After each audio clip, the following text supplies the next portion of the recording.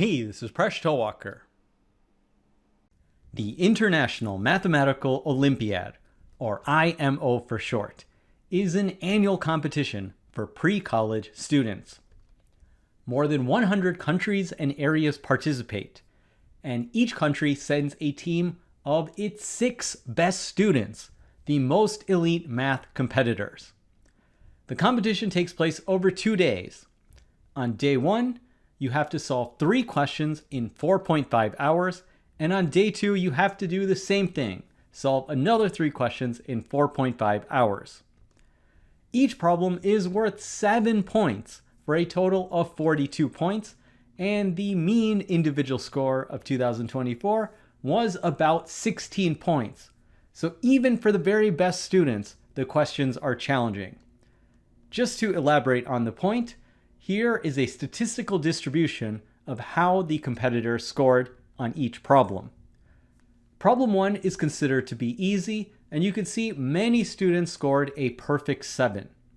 Problem 2 is much harder, where only about half the students were able to solve it completely correctly. And problem 3 is impossible, where most of the students don't even get 1 point on the test. The same distribution happens for the second day with problems 4, 5, and 6. In this video, I'm going to cover problem 4, so this is considered to be an easy test for the competitors, although for the rest of us, it's going to still be insanely difficult. If there's interest, we could try to tackle some of the harder problems in future videos, but let's see how this video goes. So I just wanted to take a moment, because this is such a grueling and challenging competition, to give an appreciation to every single country that participated, and these are the rankings in 2024. So everyone deserves our respect and praise for actually participating in such a grueling mathematical challenge. Congratulations to everyone who participated. The question at hand is problem 4 from the 2024 IMO. Let ABC be a triangle with AB less than AC less than BC. Let the incenter and incircle of triangle ABC be I and omega respectively. Let X be the point on the line BC different from C, such that the line through X parallel to AC is tangent to omega. Similarly, let Y be the point on the line BC different from B, such that the line through Y parallel to AB is tangent to omega. Let AI intersect the circumcircle of triangle ABC again at P not equal to A. Let K and L be the midpoints of AC and AB respectively. Prove that angle KIL plus angle YPX is equal to 180 degrees. So this is what an Olympiad geometry problem looks like. You will be expected to know the definitions of all these sorts of terms like incenter and incircle, and you will have to do a complicated construction and ultimately prove something. You won't be given the benefit of a diagram. So that will be the first step, is to actually sketch it out. So how do you solve this problem? I'll admit I wasn't able to work it out. So in this video, I'm going to present a proof, and I'm going to give the complete credit of the solution to the math channel Dedekind, who presented a wonderful solution which is actually accessible to any student who is strong with high school geometry. Now, in order to understand the solution, I want to review a few concepts. So what is the incenter and incircle of a triangle? So let's say we have ABC. We have an inscribed circle. Let's label the center as I. The incenter can be thought of as 2 ways. It is the point that is equidistant from all 3 sides of the triangle. But you can also think about the incenter as the point at which the angle bisectors of the triangle meet. We'll use this property in the problem. We also want to recall the inscribed angle theorem. So let's say we have a circle and we have a central angle that's equal to 2 theta. Since the central angle is 2 theta, this arc that it subtends will also be equal to 2 theta. Now let's take an angle that's inscribed in the circle and subtends the same arc. The measure of this angle will always be half of the central angle, or half of the arc, so this will be equal to theta. And what's amazing is that this is true no matter how you inscribe the angle. So if you inscribe the angle like this, it will still be equal to theta. In fact, we can move this angle around the circle, and no matter how it's inscribed in the circle, the angle will always have a measure that's equal to theta. So the inscribed angle theorem will be very useful if we have two inscribed angles that subtend the same arc. We know that the angles will have the same measure. I also want to quickly review the concept of a cyclic quadrilateral. So let's say we have a circle and we inscribed quadrilateral ABCD. Because the quadrilateral is inscribed in the circle, it's known as a cyclic quadrilateral. You can then apply the inscribed angle theorem, and you can get that the sum of opposite angles will be equal to 180 degrees. So angle A plus C will be equal to 80 degrees, and angle B plus angle D will be equal to 180 degrees. There's a related concept of concyclic points. So let's say we have 4 points A, B, C, D. Let's suppose we know that the sum of the opposite angles are equal to 180 degrees. So either angle A plus angle C is equal to 180 degrees, or angle B plus angle D is equal to 180 degrees. In this case, you can inscribe this quadrilateral inside of a circle. So ABCD would be concyclic points, so they are a cyclic quadrilateral. So now let's solve the problem. We'll go through it step by step. Let ABC be a triangle with AB less than AC less than BC. So we have a scalene triangle. Let the incenter and incircle of triangle ABC be I and omega respectively. So we have an inscribed circle, the center will be I, and the entire circle will be omega. We'll just remove the label and know that it's omega.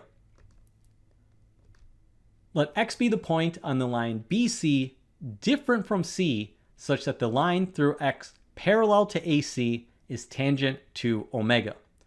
So we need to construct a line that's parallel to AC, and it will be tangent to the circle.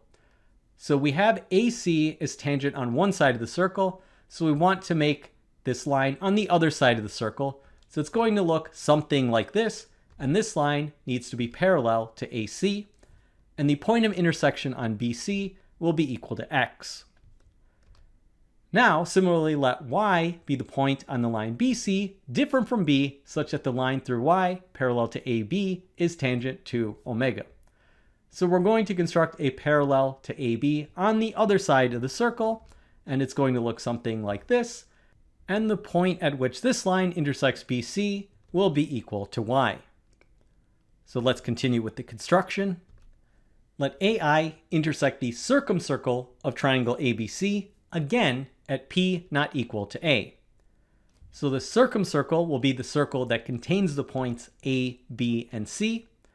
And now we want AI to intersect the circumcircle of the triangle again at P not equal to A. So let's construct the line that goes through A and I, and this will intersect the circumcircle at another point, so we will label this point as P. Let K and L be the midpoints of AC and AB respectively. So that's pretty straightforward. We have K as the midpoint of AC and L as the midpoint of AB.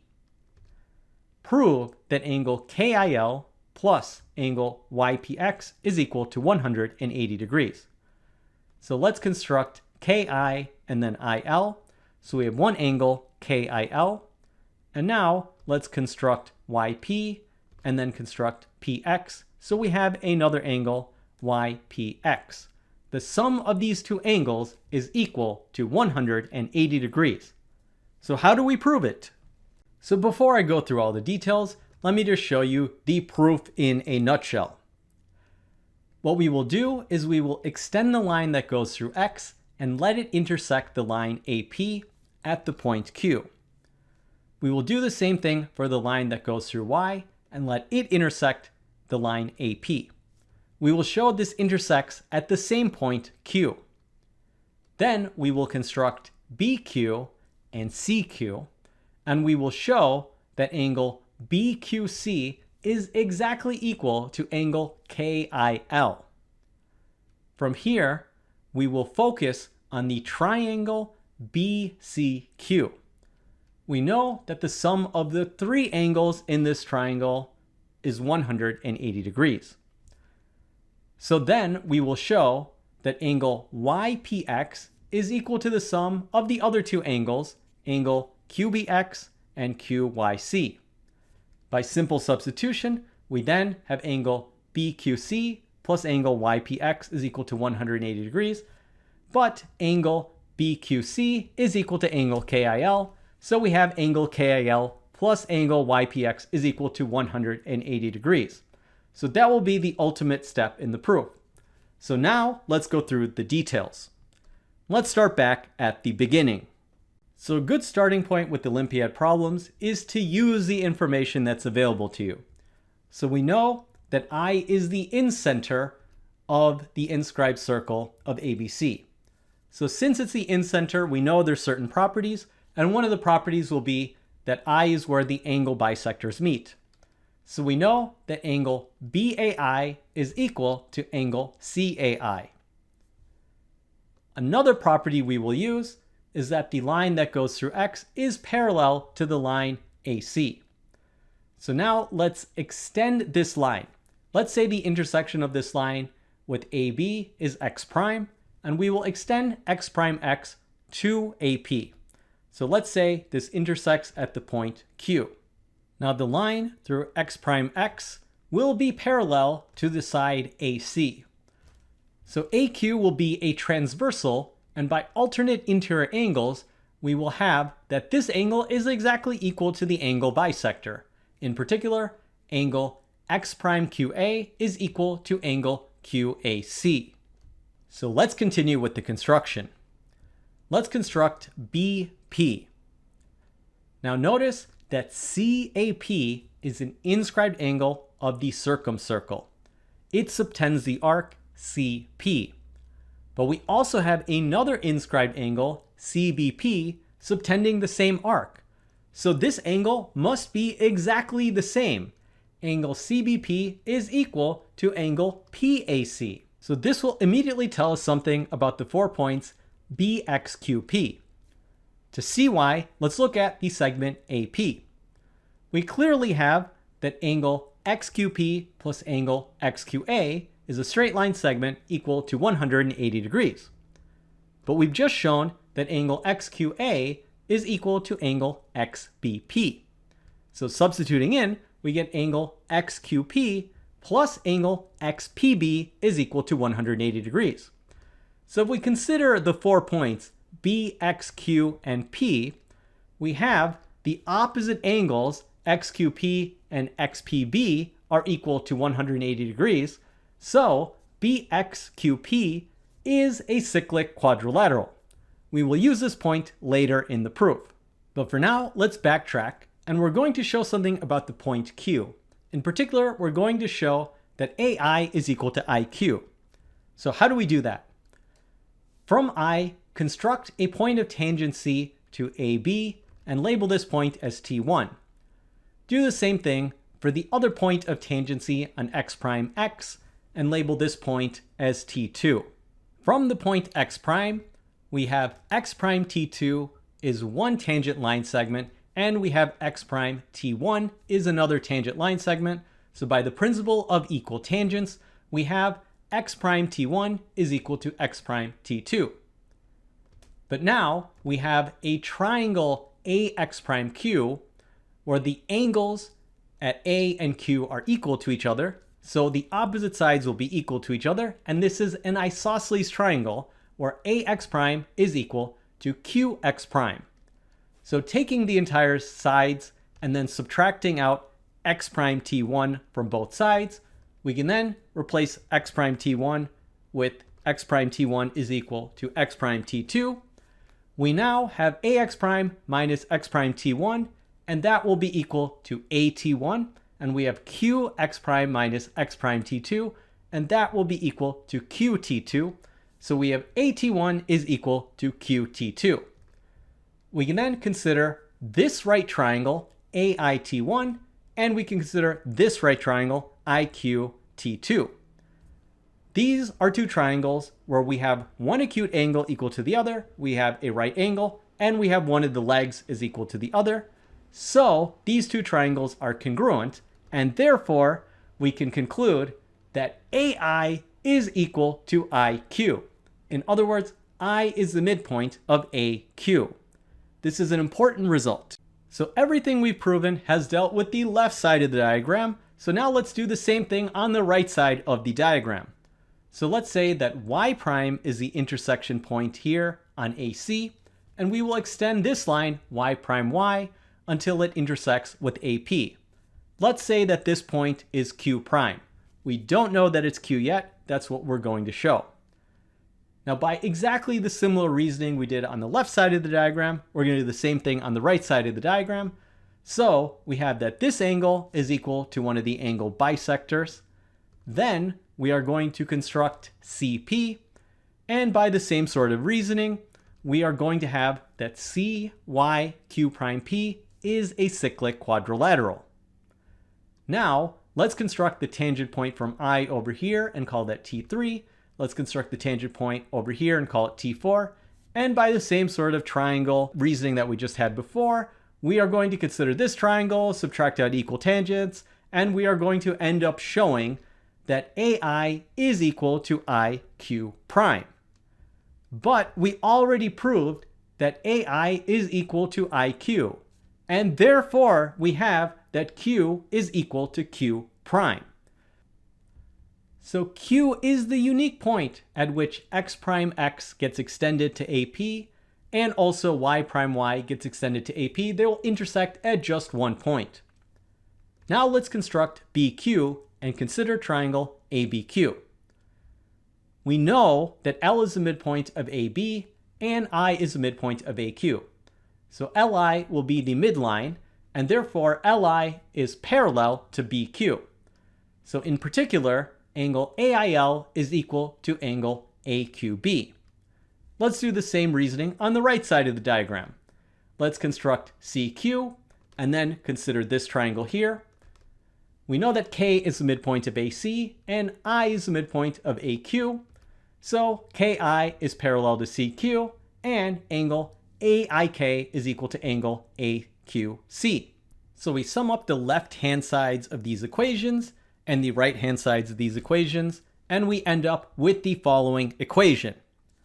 The two angles on the left-hand side will be equal to angle KIL, and the sum of the two angles on the right-hand side is equal to CQB. So angle KIL will be equal to angle CQB. We will now make use of our cyclic quadrilaterals. So we have BXQP is a cyclic quadrilateral. So we can imagine constructing a circle that goes through these points. Now by the inscribed angle theorem, let's look at two angles that are inscribed angles of the arc XQ.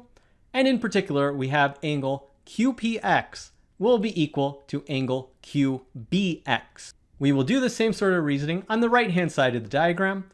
So we have CYQP is a cyclic quadrilateral. Then we have two angles that subtend the same arc that would be over YQ. So by the inscribed angle theorem, we would have that angle QPY is equal to angle QCY. So where does this get us? We have, adding the left-hand sides and right-hand sides of these equations, angle QPX plus angle QPY is equal to angle QBX plus angle QCY. Simplifying, we will see that the left-hand side of the equation is exactly equal to angle YPX. And the other two angles will be the other angles in the triangle CBQ. So let's just carry this equation to the next step. We want to look at this triangle CBQ, and we have the sum of all three angles will be equal to 180 degrees. So we substitute in that angle QBX plus angle CQY will be equal to angle YPX. We put that in there, and we previously showed that angle BQC is equal to angle KIL. So we substitute in, and we get that angle KIL plus angle YPX is equal to 180 degrees. And we have finally completed the proof of this Olympiad geometry problem. Wow, It's quite a challenging problem, and I hope you enjoyed working through this as much as I did. Thanks for making us one of the best communities on YouTube. See you next episode of Mind Your Decisions, where we solve the world's problems, one video at a time.